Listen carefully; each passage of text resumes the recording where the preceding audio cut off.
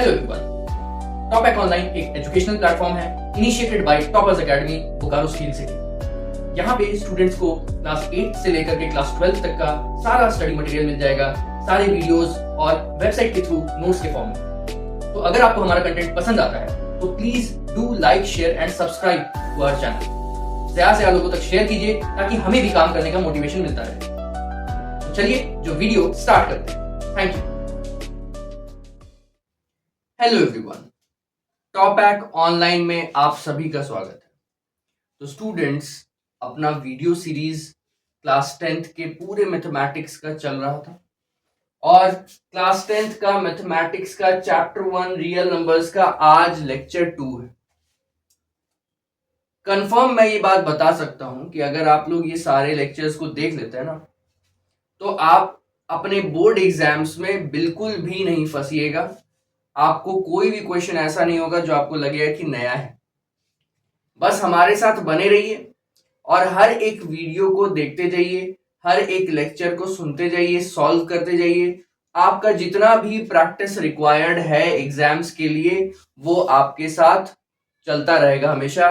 और जो भी हेल्प चाहिए होगा, जितना हो सकेगा हम लोग से ऑनलाइन आपकी हेल्प की जाएगी। तो देखिए, आज हम लोग पढ़ने क्या वाले हैं। आज हम लोग पढ़ने वाले हैं application of fundamental theorem of arithmetic. Last lecture मैंने बताया था कि फंडामेंटल थ्योरम ऑफ अरिथमेटिक क्या होता है। अब उस फंडामेंटल थ्योरम ऑफ अरिथमेटिक को अप्लाई करना भी तो जरूरी है ना। क्वेश्चंस में उसका उपयोग कैसे कीजिएगा, किन किन तरह के क्वेश्चंस है जो आपको इस वाले पार्ट से, फंडामेंटल थ्योरम ऑफ अरिथमेटिक के पार्ट से आ सकते हैं, उसी के बारे में आज का हमारा पढ़ाई रहेगा। हम लोग क्वेश्चंस लेंगे। कुल कितने क्वेश्चन है आपको बता देता हूं। कुल 6 क्वेश्चन है। इस लेक्चर में हम लोग 6 क्वेश्चंस को सॉल्व करेंगे और आप उससे एक आइडिया लीजिएगा कि कैसे आपको सॉल्विंग करना है, कैसे आपको क्वेश्चंस को हैंडल करना है। और फिर आप अपने बुक का इसी टॉपिक का एक्सरसाइज सॉल्व कर सकते हैं, चाहे वो RS अग्रवाल हो, RD शर्मा हो, NCERT हो। NCERT तो कंपल्सरीली बनाइएगा ही बनाइएगा। बाकी सॉल्यूशन भी आपको इसी चैनल पे मिल जाएगा हर एक बुक का, तो वो फ्यूचर में आएगा। अभी कॉन्सेप्ट चल रहा है तो कॉन्सेप्ट करते हैं। यहां पे देखिए, अच्छा, इसको शुरू करने से पहले मैं बता देना चाहता हूं कि जो लोग भी बोकारो स्टील सिटी या उसके आसपास रहते हैं और हमसे ऑफलाइन कोचिंग में पढ़ना चाहते हैं, तो आप हमसे कनेक्ट कर सकते हैं। आपको करना क्या होगा, जाके सर्च कीजिए toppers academy Bokaro Google maps में, और वहां से आपको हमारा पूरा डिटेल्स, कॉन्टैक्ट वगैरह निकल के आ जाएगा। वहां पे आपको नोट्स वगैरह सब कुछ प्रोवाइड किया जाता है कोचिंग में ही। आपको विजुअलाइजेशन के साथ जो स्मार्ट बोर्ड में पढ़ाया जाता है, तो आपको बेहतर एक्सपीरियंस लगेगा। आप एक बार विजिट कीजिए, आपको पसंद आए तो आप लोग कंटिन्यू कर सकते हैं।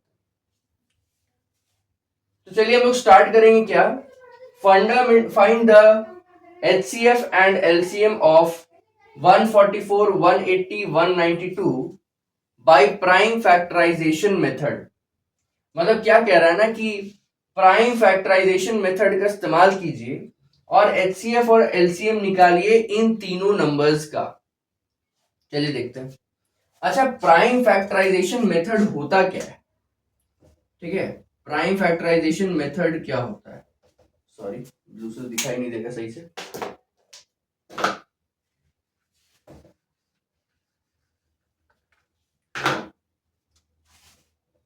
आंसर शुरू करते हैं।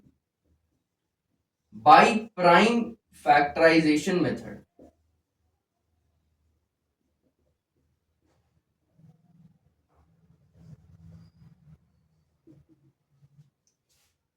हम लोग हर एक नंबर को 144, 180, 192 ये सबको फैक्टराइज करेंगे, है ना। और वो भी सिर्फ प्राइम नंबर्स का यूज करके।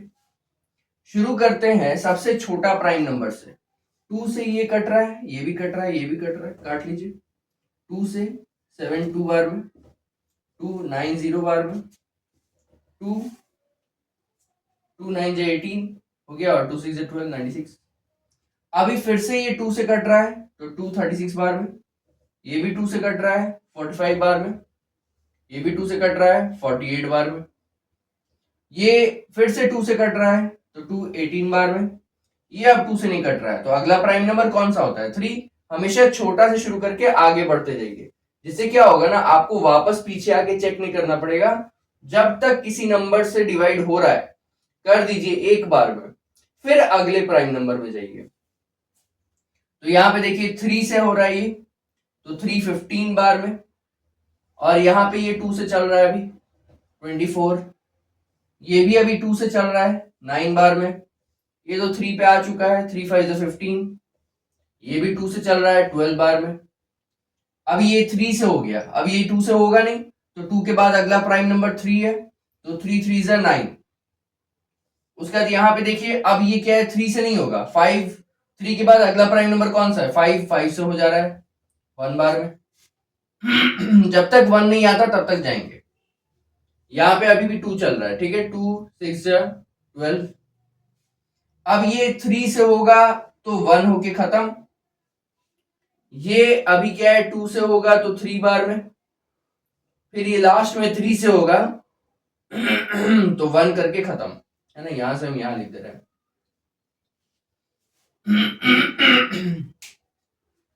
ये पूरा होता है, इस प्रोसेस को आप लोग बचपन से करते आए हैं, और इस प्रोसेस को हम लोग बोलते हैं प्राइम फैक्टराइजेशन, ठीक है। अब ये जो प्राइम फैक्टराइजेशन हुआ है, इसको हम लोग इस तरह से डिनोट करेंगे। अच्छा, 144 को अगर हमको इसका मल्टीपल के फॉर्म में लिखना है, मतलब मल्टीप्लाई वगैरह लगा के लिखना है, तो हम क्या लिख सकते हैं? 2 कितना बार है? 1 2 3 4, तो 2 का पावर 4 इंटू 3 कितना बार है? 2 बार है, तो 3 का पावर 2। उसके बाद 180 के बारे में बात करेंगे, तो 2 का पावर 2 2 बार है, और 3 कितना बार है? 2 बार है, तो 3 का पावर भी 2, और 5 एक बार है तो 5 हो गया। फिर 192, 2 कितना बार आ रहा है? 1 2 3 4 5 6 बार आ रहा है, 2 का पावर 6, और 3 जो है यहां पे एक बार आ रहा है, तो यहां पे इंटू 3 हो गया। अब ये चीज लिखने के बाद समझ में आया नहीं कैसे लिखे हम? बस कुछ नहीं, ये जो था ना, ये पूरा पार्ट 192 इक्वल्स टू ये इंटू ये इंटू ये इंटू ये ऐसे करके लगा हुआ है, इसको पावर के फॉर्म में बस लिख दिए, ठीक है। बार बार 2 इंटू 2 इंटू 2 इंटू 2 क्या करेंगे बच्चे? ऐसा नहीं, सब तो बचपन में करते थे। पावर के फॉर्म में एक बार में बना के लिख दीजिए। अब बात होता है कि आपको HCF निकालना है इससे, तो ध्यान से सुनिए। HCF निकालने के लिए आपको क्या करना होता है कि जो भी नंबर्स का आपको फंडामेंटल थ्योरम ऑफ अरिथमेटिक वाला पार्ट आया है ना, ये प्राइम नंबर वाला, ये जो मल्टीप्लाई वाला पार्ट है, इसको फंडामेंटल थ्योरम ऑफ अरिथमेटिक वाला पार्ट बोल रहे हैं। तो जो भी आपका ये प्राइम फैक्टराइजेशन वाला पार्ट आया है, इसमें वो सारा नंबर्स को लिखिए जो कॉमन है तीनों में, क्योंकि तीनों का HCF निकालना है, तो वैसा नंबर्स को लिखिए जो कॉमन है तीनों में। तो पहले तो देखिए 2 है तीनों में, ठीक है, 2 लिख दिए। फिर 3 भी है तीनों में, 3 लिख दिए, बीच में इंटू लगा दिए। 5 नहीं है तीनों में, तो 5 नहीं लिख सकते। अब पावर में क्या लगाएंगे? तो पावर में जो सबसे छोटा पावर वाला होगा ना, वही लगाएंगे। जैसे यहाँ 2 का पावर क्या है? 4, यहां पे क्या है? 2, यहां पे क्या है? 6, सबसे छोटा हुआ 2 लगा दिए। यहां पे 3 का पावर 2, यहां पे 3 का पावर 2, यहां पे 3 का पावर 1, सबसे छोटा 1 लगा दिए। अब मल्टीप्लाई कर लीजिए, 2 का पावर 2 होता है 4 इंटू 3 का पावर 1 होता है 3 इक्वल्स टू 12। तो HCF आया आपका 12, ठीक है। बात समझ में आया कि HCF कैसे निकालेंगे? अच्छा, चलिए हम लोग LCM पे बात करते हैं। ये आंसर आपका पहला वाला। LCM के लिए क्या करना है ना, आपको जितना भी नंबर दिख रहा है इस पूरे प्राइम फैक्टराइजेशन वाले पार्ट में, इधर को नहीं देखना है, ये नंबर्स को नहीं देखना है, इधर वाला पूरा पार्ट, इक्वल टू के राइट साइड वाला पूरा पार्ट, उसमें जितना भी आपको नंबर्स दिख रहा है सब लिख दीजिए। तो आपको 2 दिख रहा है, 3 दिख रहा है और 5 दिख रहा है। इसके अलावा तो कोई नंबर दिख नहीं रहा है। पावर को नहीं बोल रहे, नंबर्स को, बेस को देखना है। तो 2 3 5 दिख रहा है। अब तीनों में जो सबसे बड़ा बड़ा वाला पावर होगा ना, बड़ा बड़ा वाला, इसे सबसे छोटा छोटा लेते थे और एलसीएम में सबसे बड़ा वाला पावर लेंगे। तो 2 का सबसे बड़ा पावर कौन सा है? 6 लगा दिए। 3 का सबसे बड़ा पावर क्या है? 2 लगा दिए। 5 का तो अकेला 5 ही है, एक ही है, उसका एक ही पावर रहेगा। अब इसको मल्टीप्लाई कर लेते हैं। तो भाई एक काम करते हैं, 2 का पावर 5 कितना हो गया? 32 और 2 5 10, ये 9 हो गया, इंटू 10 हो गया। 32 इंटू 9 कितना हो जाएगा? 9 2 18, उसके 9 3 27, 28 और 10 से मल्टीप्लाई किए 0, 2880, ये आया है ना, 2880। ये आपका आ गया एलसीएम। अब बात को अच्छे से समझिए कि एचसीएफ एलसीएम बनाने का फंडामेंटल थ्योरम ऑफ अरिथमेटिक से यही प्रोसेस है। चाहे bye fundamental theorem of arithmetic लिखा हो या बाय प्राइम फैक्टराइजेशन मेथड लिखा हो, तरीका यही है। एक यूक्लिड वाला तरीका भी हुआ करता था, लेकिन वो क्योंकि हट चुका है सिलेबस से, तो उसको अभी हम लोग डिस्कस नहीं करेंगे। लेकिन आगे आने वाले लेक्चर्स में उसको डिस्कस करेंगे, क्योंकि कंप्लीट चैप्टर का मतलब होता है कंप्लीट चैप्टर। लेकिन वहां पे मैं ये आपको इन्फॉर्म कर दूंगा कि ये वीडियो सीबीएसई बोर्ड के पॉइंट ऑफ व्यू से नहीं बनाया गया है।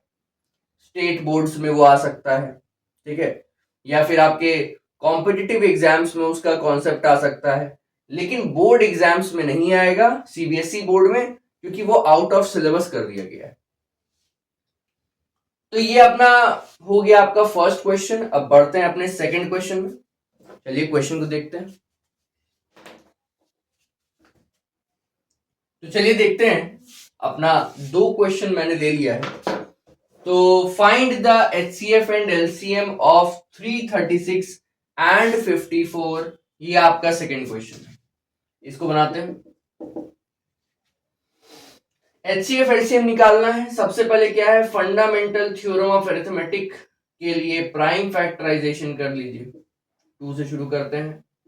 2 हो गया 16 बार में, उसके बाद ये हो गया 8 बार में, फिर ये 2 हो गया 2 8 बार में, 4 बार में, फिर 2 आया 42 बार में, 21 3 7 21, 7 1 7। ये कर लिए, 1 आ गया। 1 तक जाना है और 2 से शुरू करके जितना भी प्राइम नंबर्स आ रहा है सिर्फ प्राइम नंबर से काटना है। 54 में आते हैं। 2 से शुरू किए, 27 आया। 3 9 बार में, फिर 3 3 बार में, फिर 3 1 बार में, ये भी खत्म। अब हम लोग लिख लेते हैं फंडामेंटल थ्योरम ऑफ अरिथमेटिक के फॉर्म में। तो देयरफॉर 336 इक्वल्स टू, 2 कितना बार है? 4 बार है, 2 का पावर 4 इंटू 3 इंटू 7, और 54 इक्वल्स टू 2 इंटू 3 3 बार है, तो 3 का पावर 3।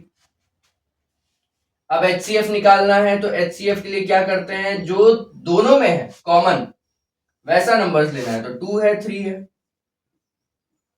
और छोटा पावर लेना है। तो 4 और 1, छोटा 1 है, यहाँ 3 पावर है, यहाँ 1 पावर है, छोटा 1 है। तो 2 3 6, एचसीएफ आ गया। अब एलसीएम देखते हैं। एलसीएम में हमको जो नंबर दिख रहा है सारा लिख देना है यहाँ पे, 2 इंटू 3 इंटू 7। उसके बाद सबसे बड़ा बड़ा पावर लगाना है। तो 2 का बड़ा पावर 4 है, 3 का बड़ा पावर 3 है, 7 का बड़ा पावर 1 है। अब मल्टीप्लाई करेंगे, तो चलिए देखते हैं। यहां पे हो गया 2 का पावर 4 हो गया 16, ठीक है, 3 का पावर 3 हो गया 27, और यहां 7। मल्टीप्लाई करने के बाद आपका आंसर आ जाएगा। तो मल्टीप्लाई कर लेते हैं। 16 इंटू 7 कितना हो जाएगा? 42। तो कितना हो गया? 112। इंटू 27 है ना, 16 इंटू 7, 7 7, 7 6 42, तो 70 42 112 हो गया। इसको मल्टीप्लाई करेंगे, इसको मल्टीप्लाई कैसे करेंगे, यहाँ देखिए आपको यहाँ पे 112 दिख रहा है, यहाँ 27 दिख रहा है। अब इसको 27 को 30 माइनस 3 बोल सकते हैं। तो यहाँ पे आप बोल देंगे कि 112 को पहले 30 से मल्टीप्लाई करो, तो 3 2 6, 3 3 0, 30 से हो गया, और माइनस 3 वाला मल्टीपल कर दो, तो 3 3 6 माइनस कर दिए। फाइनल आंसर कितना आया, यहाँ पे लिख देते हैं 3360 माइनस 336, तो 60 माइनस 36 46 56 24, तो 3024, ये आपका आ गया एलसीएम का वैल्यू। ठीक है, देखिए आंसर मैच किया कि नहीं, ठीक, आंसर मैच कर गया 3024, ये आपका आंसर हो गया। ये तो सेम फर्स्ट वाले क्वेश्चन जैसा था, तो एक्सप्लेनेशन आपको समझ में आ ही गया होगा कहाँ हम क्या किए हैं। अगर फिर भी नहीं समझ में आया तो क्वेश्चन नंबर 1 को देखिएगा, उसको डिटेल में समझाया है, ये सेम टू सेम वैसा ही क्वेश्चन। अब क्वेश्चन नंबर 3 की तरफ आते हैं। लिख लिया आप लोगों ने, कंप्लीट, बढ़े आगे, चलिए।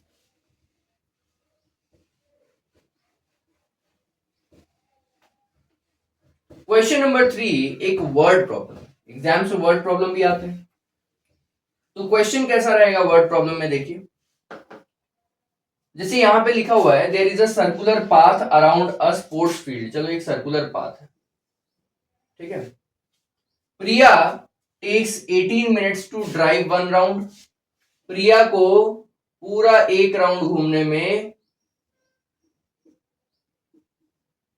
18 मिनट लगता है, ठीक है।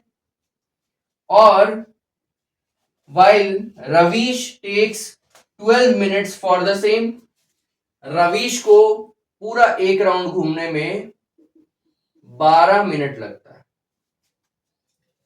अब मान के चलो they both start at the same point and at the same time and go in same direction. मान के चलो कि दोनों सेम जगह से शुरू कर रहा है, सेम डायरेक्शन में आगे बढ़ रहा है, ठीक है, और पूरा राउंड कंप्लीट कर रहा है। तो बताना है after how many minutes will they again meet at the starting point. Starting point पे वो लोग दोबारा कब मिलेगा। इसको देखो सॉल्व करने को तो हम लोग ऐसे ही सॉल्व कर सकते हैं कि भाई प्रिया एक राउंड कंप्लीट की 18 मिनट में, और रवीश जो है 12 मिनट में एक राउंड पूरा कर लिया। फिर रवीश दूसरा 12 मिनट मतलब 24 मिनट में दूसरा राउंड पूरा कर लिया, और प्रिया जो है दूसरा राउंड पूरा करने में 18 मिनट मतलब और तो 36 मिनट लगाई। अब रवीश जो है तीसरा राउंड 36 मिनट में पूरा कर लिया, है ना, 12 3 36, तीसरा राउंड, पहला राउंड 12 मिनट में, दूसरा राउंड 24 मिनट में, तीसरा राउंड 36 मिनट में। अब 36 मिनट में देखो रवीश भी यहां पे पहुंचा हुआ है, और प्रिया भी अपना सेकेंड राउंड कंप्लीट करके 36 मिनट में यहां पे पहुंची हुई है। 18 प्लस 18 36, तो इसका मतलब 36 मिनट बाद ऐसा एक सिचुएशन आएगा जहां पे प्रिया और क्या नाम है उसका रवीश दोनों फिर से स्टार्टिंग पॉइंट पे आ गया होगा। बात समझ में आया। लेकिन ये तो सॉल्विंग हो गया ऑब्जेक्टिव टाइप के लिए। लेकिन अगर मान के चलते हैं कि मेरे पास ऐसा सब्जेक्टिव क्वेश्चन है तो क्या करेंगे भाई, हमको मल्टीपल निकालना है ना कि 18 का मल्टीपल और 12 का मल्टीपल, कौन सा ऐसा नंबर आएगा जो कॉमन मल्टीपल होगा दोनों का। तो कॉमन मल्टीपल निकालना है तो एलसीएम निकालना है, लीस्ट कॉमन मल्टीपल। तो एलसीएम निकालना शुरू करते हैं। हम लोग लिखेंगे इसका आंसर बाय प्राइम फैक्टराइजेशन।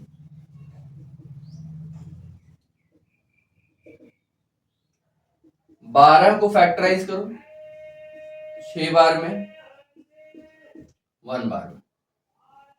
उसके बाद 18 को फैक्टराइज करो 2 9 बार में, 3 3 3 1। 12 को हम लिख सकते हैं 2 का स्क्वायर इंटू 3, और 18 को हम लिख सकते हैं 2 इंटू 3 का स्क्वायर। एलसीएम निकालना है ना कि भाई कौन सा ऐसा आगे आने वाला मिनट है जिसमें दोनों एक ही पॉइंट पे पहुंचा हुआ रहेगा। तो भाई 12 का आगे का मिनट देखना है, 18 का भी आगे का मिनट देखना है, तो मल्टीपल देखना है, फैक्टर नहीं देखना है। जब उससे बड़ा नंबर हमको खोजना होता है तो हम लोग हमेशा मल्टीपल निकालते हैं, कॉमन मल्टीपल। और अगर छोटा नंबर खोजना होता तो हम लोग फैक्टर निकालते हैं, लेकिन यहां तो बड़ा नंबर ढूंढना है। 12 कौन सा ऐसा मिनट होगा जिसमें 12 और 18 दोनों एक साथ आके खड़ा हो जाए।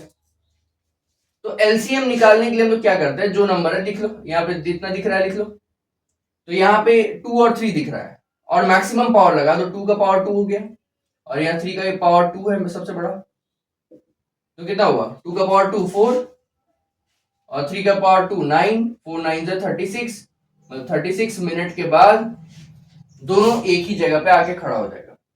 तो स्टेटमेंट कैसा होगा, आफ्टर 36 मिनट्स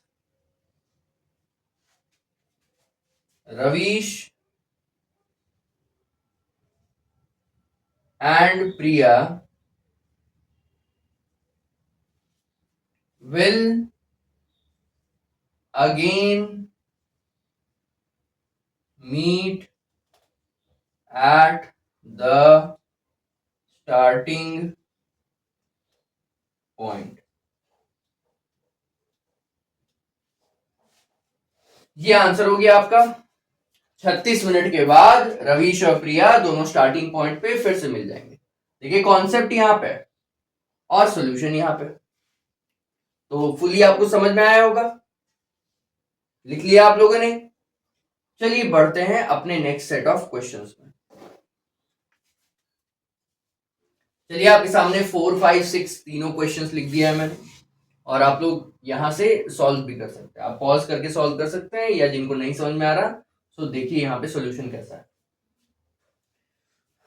चलिए, तो फोर्थ नंबर क्वेश्चन बोलता है 3 sets of English, Hindi and mathematics books have to be stacked in such a way that all the books are stored topic wise and of the and the height of each stack is the same। चलिए पहला जो line है उसका मतलब बताते हैं। 3 तरह का किताब है, इंग्लिश, हिंदी और मैथमेटिक्स, ठीक है, इंग्लिश है, हिंदी है और मैथमेटिक्स है।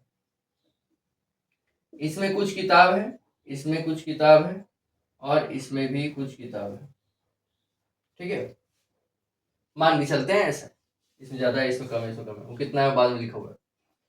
अब बोल रहा है ना कि आप इस सारे बुक्स को ऐसा स्टैक में, स्टैक मतलब होता है पाइल में, एक के ऊपर एक सजाइए, जिसमें एक स्टैक में सिर्फ एक ही टॉपिक का किताब है। मतलब अगर एक स्टैक इंग्लिश का बना है तो उसमें इंग्लिश का ही सिर्फ किताब होना चाहिए, हिंदी और मैथ्स नहीं आना चाहिए। तो इंग्लिश का किताब, हिंदी का किताब, मैथ्स का किताब अलग अलग स्टैक में होना चाहिए, अलग अलग पाइल्स में। दूसरा चीज कि भाई सारे स्टैक का हाइट बराबर होना चाहिए। इसका मतलब इंग्लिश को भी आपको बांटना पड़ेगा छोटा छोटा टुकड़ा में, और हिंदी को भी बांटना पड़ेगा छोटा छोटा टुकड़ा में। फिर मैथ्स तो एक ही है, पहले छोटा है, तो ये इंग्लिश का 4 टुकड़ा बन गया, है ना, सब में इंग्लिश है और सबका सेम हाइट। ये हिंदी का 2 टुकड़ा बन गया, हिंदी बुक सब में सेम है और सबका सेम हाइट, है ना, टॉपिक सेम है।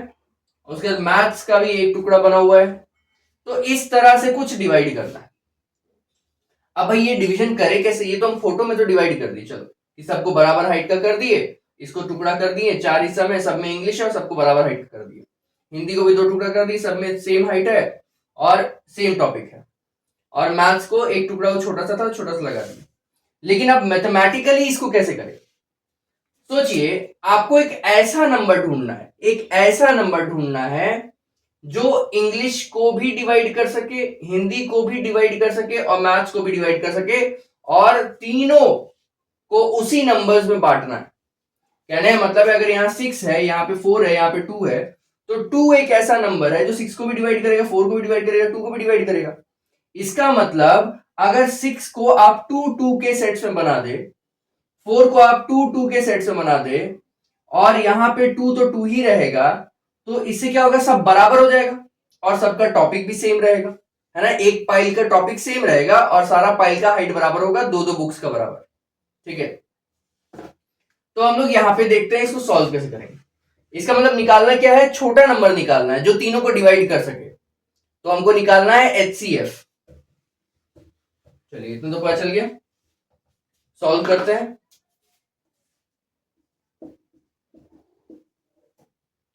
Bye fundamental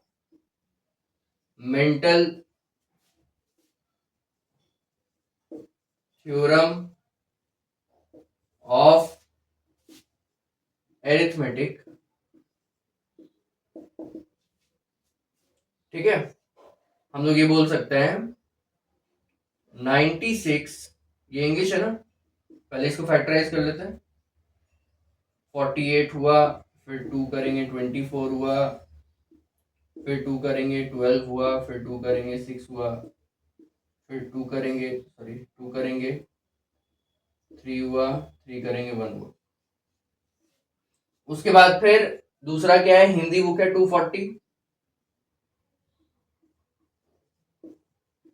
2 120, 260, 230, 215, 3551।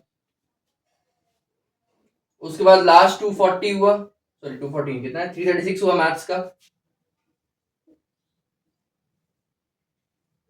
2 से हो रहा है 16 और 8, 284, फिर 242, 221, 3771। अब ये हम लोग प्राइम फैक्टराइजेशन कर लिए, अब इसको फंडामेंटल थ्योरम ऑफ अरिथमेटिक के फॉर्म में लिख देते हैं। तो 96 इक्वल टू क्या हो जाएगा, 2 का पावर कितना बार है, 5 बार है ना, 1 2 3 4 5, 3 एक बार है, लिख दिए।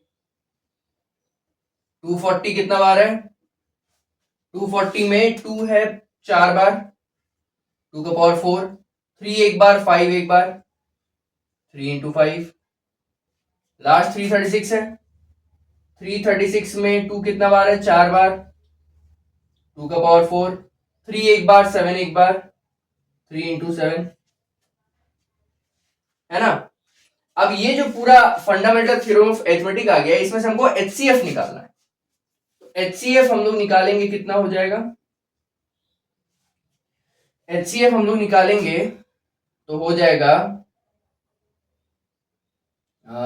कॉमन देखना है तो 2 और 3 है सब में, 2 और 3, 2 और 3, बाकी 5 7 तो सब में नहीं है, तो 2 और 3 रहेगा। और छोटा पावर लिखना है, यहाँ 5 है, यहाँ 4 है, यहाँ 4 है, तो ये 4 हो गया। यहाँ 3 है, यहाँ 3 है, यहाँ 3 है, तो 3 का पावर 1 ही रह गया। तो 2 का पावर 4 कितना हो गया, 16 इंटू 3 48, ये HCF आया। क्लियर। अब आपको क्या बोल रहा है, अब देखिए यहाँ पे, assuming that the books are of the same thickness and determine the number of English books, Hindi books and mathematics books, number of stacks of English, Hindi and mathematics books। कहने का मतलब है कि ये तो वो नंबर आ गया जो आप एक पाइल में रखिएगा, मतलब एक पाइल में 48 बुक रखने से, 48 बुक रखने से क्या होगा कि 96 भी बराबर से बढ़ जाएगा, 240 भी बराबर से बढ़ जाएगा और 336 भी बराबर से बढ़ जाएगा। अब पूछ रहा है कि आप ये जो पाइल बनाए ना, ये जो स्टैक बनाए हैं, ये कितना बन पाएगा। तो पहले हम लोग देखते हैं कि बारी बारी हर सब्जेक्ट का कितना कितना स्टैक बन रहा है। थोड़ा सा यहां इरेज कर देते हैं, यहां पे बनाते हैं।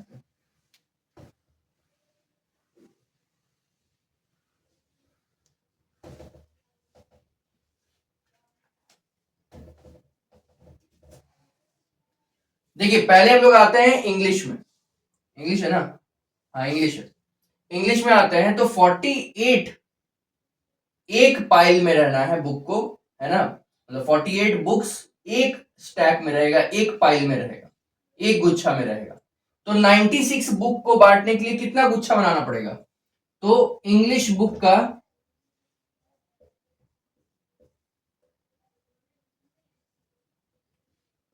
बुक्स स्टैक कितना है, इंग्लिश बुक का कितना स्टैक बना, तो 96 टोटल बुक है, एक स्टैक में 48 बुक है, डिवाइड कर दिए तो 2 आया, 2 स्टैक बना इंग्लिश बुक का, है ना। उसके बाद हम हिंदी वाला देखते हैं। हिंदी बुक्स स्टैक कितना बना, तो हिंदी बुक कितना है 240, टोटल 240 है, और बांटना किस में है 48 में, तो 48 से डिवाइड कर दिए, कितना आ गया 5 स्टैक आया, 5 स्टैक आया, ठीक है 48 है ना, हाँ ठीक है 5 स्टैक आया। उसके बाद मैथ्स को देखो, मैथमेटिक्स बुक्स स्टैक कितना बन रहा है, मैथमेटिक्स बुक्स कितना है 336 बाई 48 करना है, तो भाई कितना गुच्छा बना, 48 को डिवाइड करेंगे 240 96 7 हो जाएगा, ठीक है 7 आएगा। अब बोल रहा है टोटल गुच्छा कितना बना, टोटल स्टैक कितना बना, तो इंग्लिश का 2, हिंदी का 5 और मैथ्स का 7, तो हो गया total stacks formed equals to 7 + 5 + 2 14, ये आंसर, ठीक है। उम्मीद है ये पूरा सॉल्यूशन आपको समझ में आया होगा। पहले तो हम वो नंबर निकाले जिससे ये तीनों डिवाइड हो सकता है, ताकि हमको पता चल जाए कि एक पाइल में कितना बुक रखना है।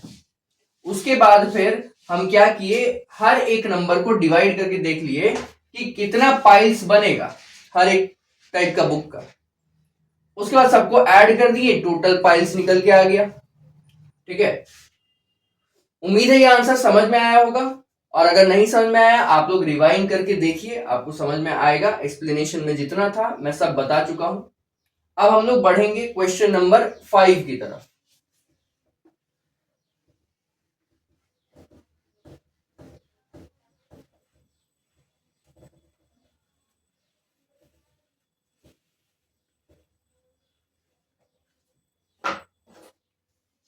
क्वेश्चन नंबर 5 में क्या कह रहा है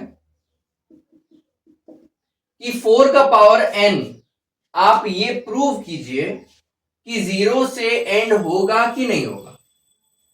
कोई भी नंबर को, पिछले लेक्चर में हम लोग बात किए थे कि कोई भी नंबर को 0 से एंड होने के लिए उसमें 2 × 5 आना बहुत जरूरी है।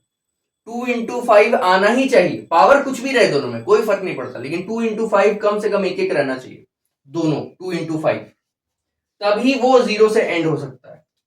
अच्छा सोचिए 4 का पावर n को हम ऐसे लिख सकते हैं ना, 2 × 2 का पावर n, 4 को हम 2 × 2 लिख सकते हैं। इसका मतलब इसको हम लिख सकते हैं 2 का पावर n × 2 का पावर n, दोनों में पावर n लगा दिए अलग अलग। अब यहां पे 5 तो आया नहीं, ठीक है, तो हम लोग लिखेंगे since the prime factorisation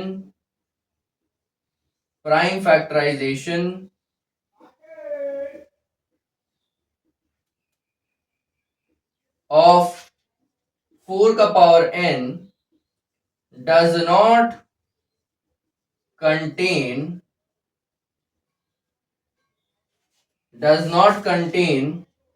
2 × 5, therefore it does not end with a 0। 0 से नहीं एंड हो सकता, 2 × 5 आना चाहिए, तो यहां तो 2 और 2 आ गया है, 5 तो आया ही नहीं है, तो इसलिए ये एंड नहीं हो सकता 0 से, ये प्रूव हो गया।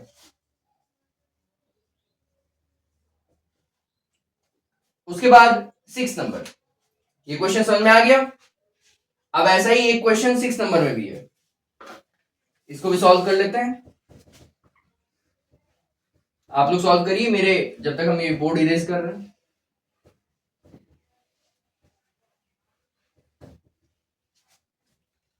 हो गया, चलिए देखिए, बोल रहा है चेक करिए 6 का पावर n जो है 0 से एंड होगा कि नहीं। तो वैसे शुरू करते हैं भाई, 2 × 5 आना चाहिए ना, आंसर 6। 6 का पावर n को हम फैक्टराइज कर देंगे तो बन जाएगा 2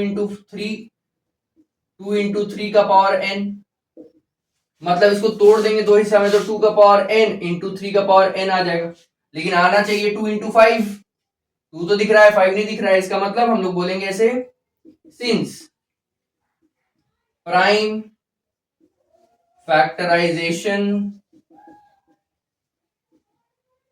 of 6 power n does not contain 2 into 5, therefore it cannot end with a 0.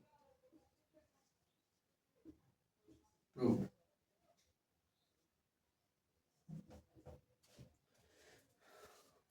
ठीक है, यहां पे देखिए आंसर नंबर 5 और 6 दोनों एक ही जैसा है, बस नंबर में डिफरेंस था।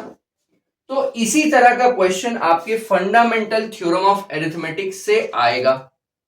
उम्मीद है आपको आज का हर तरह का क्वेश्चन समझ में आया होगा, लेक्चर समझ में आया होगा। तो अगर आपको लेक्चर समझ में आया तो लाइक कीजिए, सब्सक्राइब कीजिए, अपने दोस्तों के साथ शेयर कीजिए, हमें सपोर्ट कीजिए ताकि और वीडियोस बनाने का मोटिवेशन मिलता रहे। तो चलिए हम लोग इस वीडियो को यहाँ पे एंड करेंगे, तब तक आप लोग पढ़ते रहिए, आगे बढ़ते रहिए। Thank you.